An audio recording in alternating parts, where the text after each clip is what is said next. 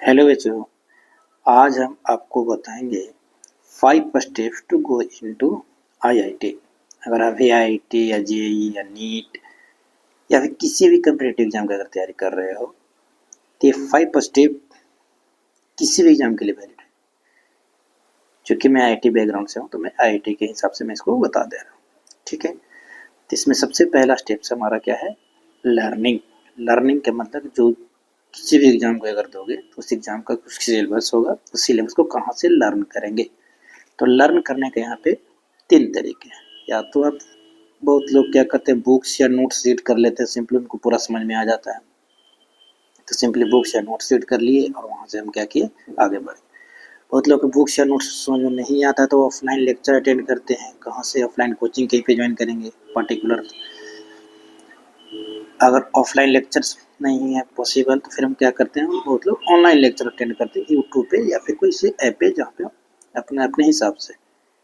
ठीक है, लर्निंग कर लिए। लर्निंग के दौरान हमें ये ध्यान रखना है कि बुक से पढ़ें या नोट से पढ़ें या ऑफलाइन लेक्चर से पढ़ें या फिर ऑनलाइन लेक्चर से पढ़ें। लर्निंग के दौरान हमको मेन चीज़ जो ध्यान रखना है, नोट्स अपने बना लेने हैं। Self made notes, most important part learning का है कि अपना नोट्स बना होना चाहिए, क्योंकि वही तुम्हारा काम आएगा। लर्निंग कर लिया, लर्निंग में क्या करेंगे हम लोग? प्रैक्टिस करेंगे। प्रैक्टिस सबसे ज़्यादा इम्पोर्टेंट है। इम्पोर्टेंट क्यों है? क्योंकि लर्निंग तो बुक्स ने आपको सिखा दिया, ऑफलाइन लेक्चर के उन्होंने सिखा दिया टीचर ने, ऑनलाइन लेक्चर वहाँ से टीचर ने आपको सिखा दिया कि ऐसे ऐसे होता है। प्रैक्टिस में क्या होता है, तुम एप्लीकेशन सीखोगे। जो हम सीखे हैं उसको अप्लाई करने आ रहा है कि नहीं आ रहा है। जो हम पढ़ाई किए हैं उसको हमको उसके ऊपर जो क्वेश्चन आ रहा है, क्वेश्चन बनाने आ रहा है कि नहीं आ रहा है। तो ये तुम अपने से सीखोगे, ऐसे नहीं सीख सकते हो। ठीक है, इसमें प्रैक्टिस का बहुत सारा तरीका है। या तो आप बुक्स से, या डीपीपी डेली प्रैक्टिस प्रॉब्लम बोलते हैं, या फिर मॉड्यूल्स, कोचिंग का मॉड्यूल, बहुत सारे कोचिंग का मॉड्यूल आती है। या फिर हम बोलते हैं PYQ, previous year question. PYQ का मतलब ये हुआ कि जिस एग्जाम जिसमें आईआईटी का देना तो आईआईटी का प्रीवियस ईयर क्वेश्चन होता है, या फिर जेईई मेंस एनआईटी के लिए तो प्रीवियस ईयर क्वेश्चन रहता है। ठीक है ना, तो वो वाला बुक हमें यूज यहाँ पे करना है, बनाना है। तब कोई सा भी सोर्स यूज कर सकते हैं। बहुत लोग दो बुक दोनों को दोनों करते हैं, डिप बुक्स पर डीपी या फिर बहुत लोग डिप प्लस मॉड्यूल या फिर मॉड्यूल प्लस PYQ। तो वो अपने हिसाब से टाइमिंग के हिसाब से करना है। प्रैक्टिस में जब प्रैक्टिस करोगे तब हमको क्या आएगा? डाउट आएगा। तो डाउट को क्लियर कर लेना है। अब डाउट क्लियर मोस्ट इंपोर्टेंट क्यों है? क्योंकि अब हम प्रैक्टिस किए, हमको जितना आता था उतना तो सीख गए, लेकिन कुछ कुछ चीज़ हमको ऐसा मिला जो हमको समझ में नहीं आया है, जो नहीं बन रहा है, तो उसको क्लियर करेंगे तब तो इम्प्रूवमेंट होगी। तो डाउट क्लियर हो रहा जो पार्ट है, इम्प्रूवमेंट पार्ट है। ये आपको इम्प्रूव करना है। यहाँ से कैसे इम्प्रूवमेंट करोगे? मानो कोई डाउट है तो उसको नोट्स में खोजो जो सर ने पढ़ाए हैं, या फिर नोट्स में खोजो, अपने बुक्स में खोजो। वहाँ से भी क्लियर नहीं हुआ तो बहुत सारा डाउट का वीडियो सोल्यूशन दिया रहता है, रेफरेंस दिया रहता है कि यहाँ से आपको इसका सोल्यूशन मिलेगा। और उससे भी समझ में नहीं आया तो फिर अपने टीचर से हेल्प लो, जिस टीचर से तुम अपने क्लास किए हो। ठीक है, डाउट क्लियर हो गया। उसके बाद हमारा चौथा स्टेप क्या होता है? टेस्ट।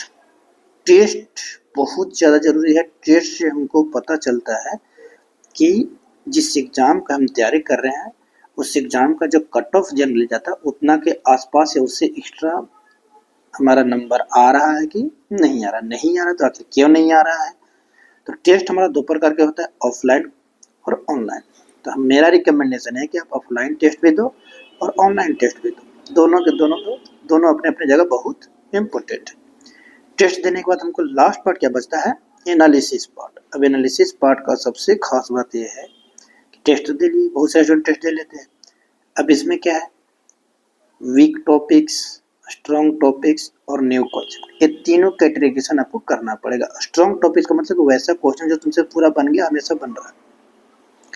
वीक टॉपिक्स का मतलब टॉपिक हमारा पढ़ा हुआ है लेकिन क्वेश्चन नहीं बन रहे हैं। और न्यू कॉन्सेप्ट का मतलब वैसा कोई टॉपिक आ गया, ऐसा कोई क्वेश्चन आ गया जो तुम पढ़े ही नहीं अभी तक। तो जो न्यू कॉन्सेप्ट है उसको तो तुमको अपना पढ़ लेना है, और जो वीक टॉपिक है उसको स्ट्रॉन्ग करना है। कैसे स्ट्रॉन्ग करना है? इसके लिए तो अपना नोट्स पढ़ो या अपने टीचर का हेल्प लो कि सर ये टॉपिक मेरा पढ़ा हुआ है फिर भी क्वेश्चन नहीं बन रहे हैं।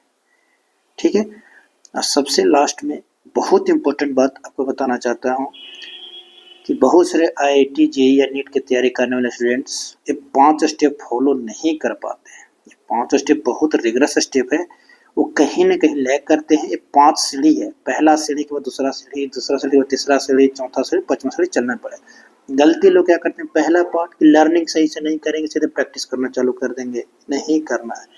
पहले लर्निंग भरपूर होगा तभी प्रैक्टिस होगा। प्रैक्टिस में एप्लीकेशन पार्ट है, जो हम सीखेंगे उसी को अप्लाई करना है। प्रैक्टिस जब करोगे नहीं तो डाउट कहाँ से पूछोगे, डाउट तुमको कैसे आएगा। अब जब डाउट नहीं आएगा तो फिर टेस्ट कैसे दोगे, जब डाउट प्रैक्टिस नहीं किया होगा, डाउट क्लियर नहीं किया तो टेस्ट देने जाओगे तो तुमको डाउट ही डाउट रहेगा। और जब टेस्ट दे लोगे तो एनालिसिस तुमको करने आना चाहिए। लास्ट पार्ट जो है एनालिसिस पार्ट कोई नहीं करता, और यहीं से रैंक ऊपर नीचे होती है कि मेरा कौन सा वीक है, कौन सा स्ट्रॉन्ग है, कौन सा नहीं, और नंबर नहीं बढ़ते। हर एक बार टेस्ट दे रहे हैं, हर एक बार उतना ही नंबर आ रहा है जितना पहले आ रहा है। मान लो कि 100 नंबर का एग्जाम हो रहा है, 40 नंबर आ रहे हैं, तो बार बार 40 नंबर आ रहे हैं। इंप्रूवमेंट क्यों नहीं हो रहे, क्योंकि जो हमारा वीक टॉपिक है, जो हमारा स्ट्रॉन्ग टॉपिक है, न्यू कॉन्सेप्ट है, इस सब के ऊपर ध्यान नहीं दे रहे। मेरा किस पे नंबर उठेगा, किस पे नंबर नहीं उठेगा, कौन हमको नया पढ़ना है, नहीं पढ़ना है, ये सब हमको ध्यान देना पड़ेगा। तो स्टेप बाय स्टेप में इस 5 सीढ़ी में अगर आप एक भी सीढ़ी अगर गलत कर रहे हो तो मैं बार बार बोल रहा हूँ, एक सीढ़ी को ध्यान से देखिए। 5 स्टेप है, पांचों के 5 स्टेप बहुत बढ़िया से क्लैरिटी से करना है। नहीं करोगे, मैं फिर से बोल रहा हूँ, आईआईटी का सपना आपका टूट जाएगा। इसलिए पांचों के 5 स्टेप बहुत बढ़िया से करना है। और मैं गारंटी देता हूँ कि अगर ये 5 स्टेप बहुत बढ़िया से फॉलो कर लोगे तो ड्रीम आईआईटी बम्बे, दिल्ली, जो भी तुमको जाना है आराम से मिल जाएंगे। ठीक है, थैंक यू।